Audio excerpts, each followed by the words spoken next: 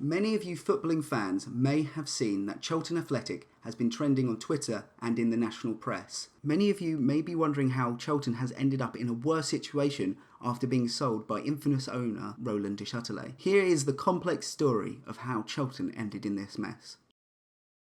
Following a lacklustre 4-0 defeat on the 22nd of July, Charlton Athletic ended their brief stay in the Championship thanks to a late Barnsley goal at Griffin Park.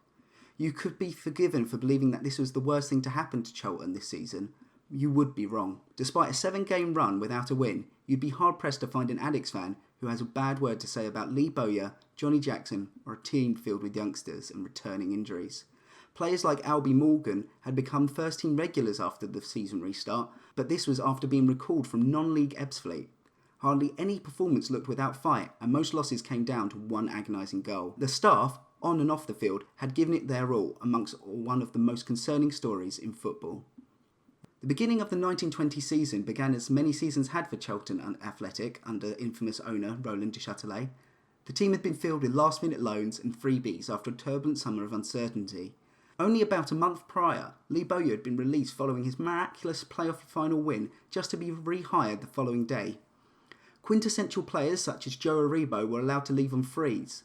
It looked like relegation was certain as Duchâtelet let Charlton limp on in the Championship. It was obvious he wanted out from his investment, but a hefty touted figure of 50 million had put off many would-be owners. August began in earnest, however, and Lee Bowyer remained to have a bit of magic dust up his sleeve, leading Charlton to second in the first month, and a steady mid-table season looked likely. Top scorer Lyle Taylor had hit form in the league, and loan players such as Conor Gallagher and Josh Cullen looked to create a dynamic midfield. Then things went south. A few injuries to key players such as Taylor showed a familiar problem to most Addict fans.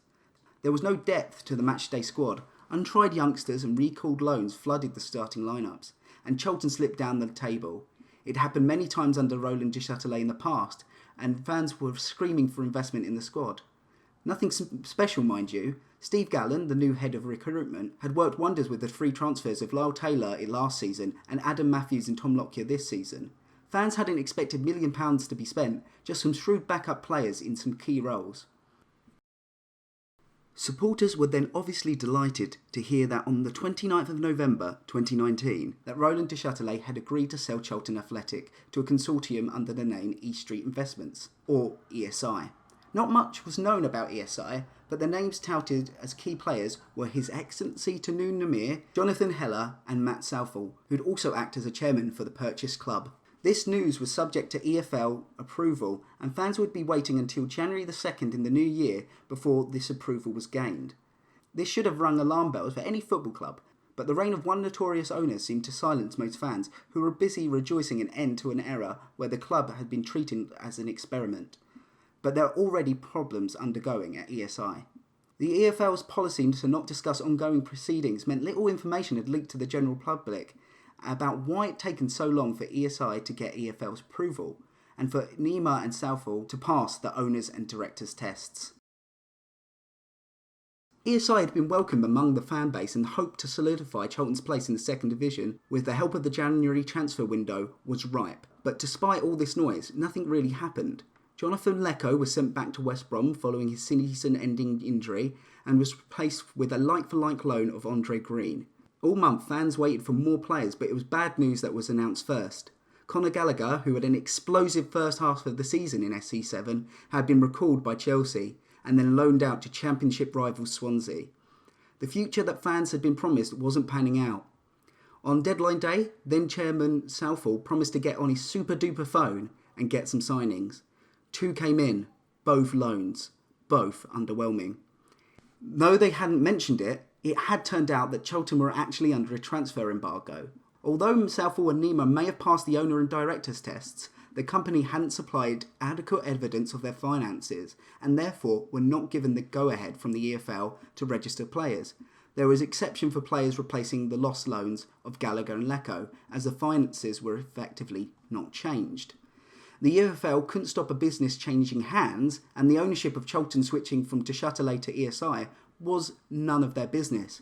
Most companies do wait until they pass the EFL test, though, to carry out any deal, but this wasn't the case for ESI. The EFL had no power to stop the deal, but could only post sanctions on a club that fails to meet their standards.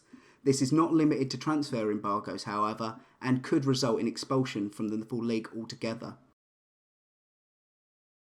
What was also a worry for Charlton fans was that ESI didn't own the stadium. The Valley was still in the hands of Roland de Châtelet, that controversial owner, as well as the training grounds. It had been stated there was an agreement for ESI to buy the stadium from de Châtelet at a future date. The figure being speculated again is £50 million. Any football club should be wary of separation of the ownership of their stadium. We can see the problems that have occurred at Coventry and Bolton and many other. And Charlton knows this more than anyone, having been away from the Valley from 1985 to 1992. It took the work of dedicated fans who even set up their own successful political party to force the return.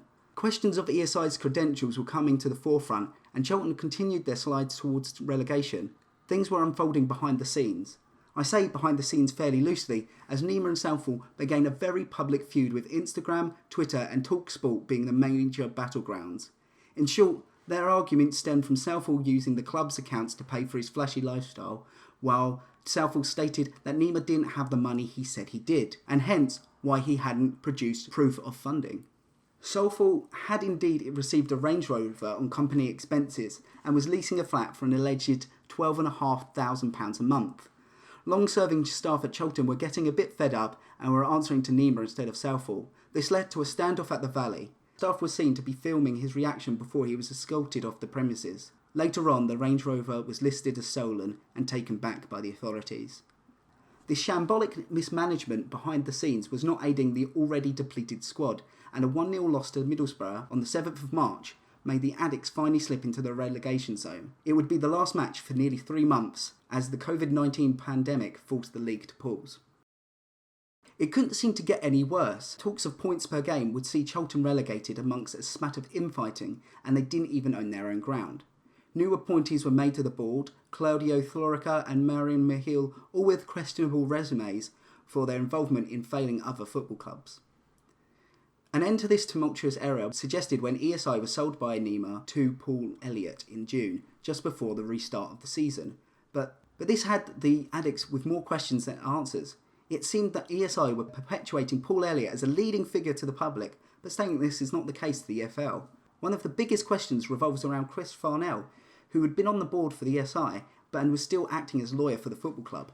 The main question revolves around his connection to other dodgy football owners, and him representing both ESI and the party that just recently bought ESI. The discrepancy had met the threshold to be investigated by the Solicitors Regulation Authority, and it clearly seems to represent a conflict of interests. This didn't paint Farnell in the best light, and going through his history doesn't do him any favours either. He was a lawyer for Bury FC during their fall from the EFL last year. He was accused of bullying another board member when he acted as Swansea's lawyer.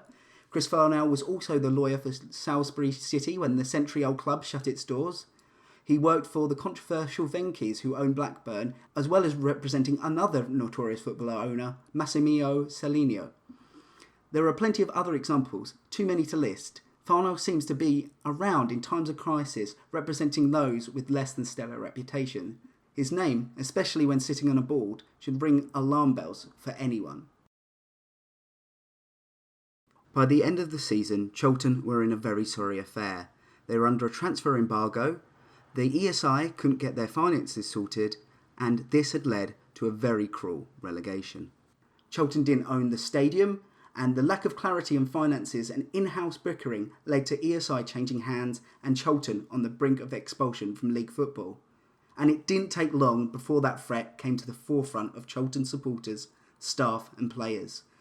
The English Football League made a statement confirming 3 individuals from ESI had failed the owners and directors tests, and that this needed to be sorted out or there would be serious consequences.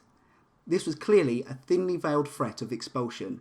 It was made more apparent that Charlton were in serious trouble, even without expulsion, because the transfer embargo that Charlton was under was inhibiting its ability to re-sign its players and made the possibility of making the shrewd signings that it needed to field a squad in League One next year tremendously hard. 2 potential signings in Washington and Ghibli had been turned down. The three individuals that failed the owners and directors test included Paul Elliott, the man who was now leading the consortium of ESI, and Chris Farnell, the old appointee and club lawyer. Farnell then had his office visited by angry fans. There was a desperation to get answers and find out who was pulling the strings and why they were getting so badly tangled. During this visit, Farnell was being met by Dave Jones, who, along with Farnell, had been around when Bury were expelled from the league some 12 months prior. It didn't take much digging to see that there was clear links between the pair, Bury, and a notorious investment business called SJ Global. It began looking less and less like the situation that Charlton was in was accidental, but being orchestrated by serial disaster capitalists. Despite this, the club said it was making an appeal for the two members, while the EFL made it clear that those who don't pass these tests had to resign from being relevant persons, or these consequences would be enacted. Fans, ex-players and many more from the world of football gave their support to #SaveCFC on Twitter in an effort to raise the profile of the problem affecting the club. The campaign was simply people explaining what Charlton or other football clubs means to them and why it would be a tragedy to lose any said club. The SaveCFC campaign was organised by fans and a remarkable success, following in the mould of the Valley Party some 20 years prior, and ultimately gave the situation developing in SE7 a national scope. This pressure, both from the EFL and fans alike, forced Tanu Nimir to remove both Farnell and Elliott as directors of ESI, and Farnell was also sacked as club lawyer. This begs the question though, didn't Elliott own ESI?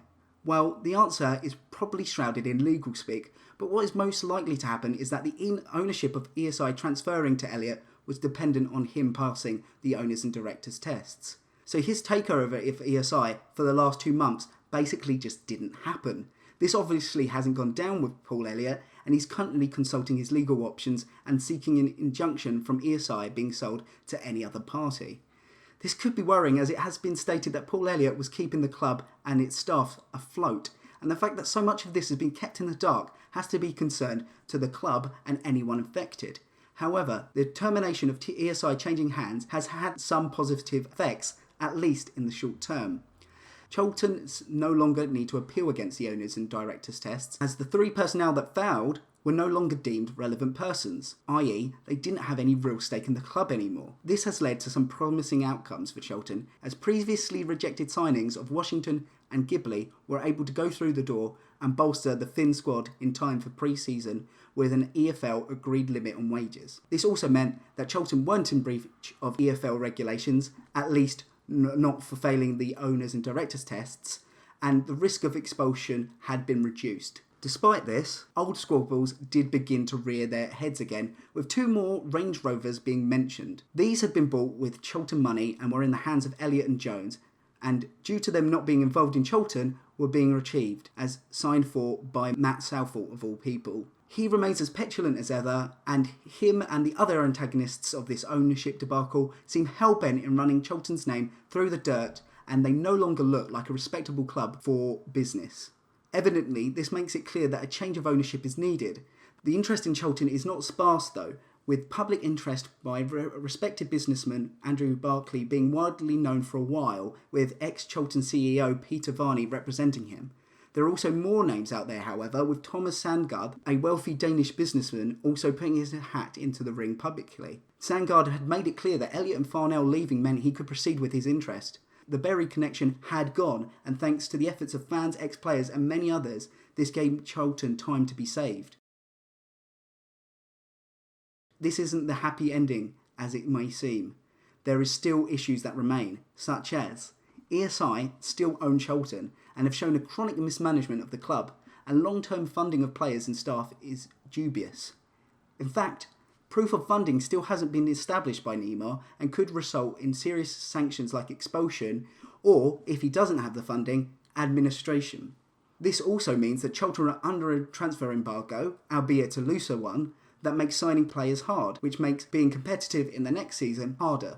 It is also clear to mention that Roland de Châtelet still owns the Valley and the training ground, and this may be the nail in the coffin for the likes of Sandgaard. His stubborn nature that hindered his ownership has already put Andrew Barclay off of pursuing his interest in Charlton. All the while, Paul Elliott isn't letting up easy and may make any sale impossible if his injunction does go through. Hopefully this has explained the problems at Charlton and why the hashtag savecafc has been going around Twitter. You should know why Charlton fans are worried about expulsion and why an ownership takeover is needed in SE7. Thank you for watching.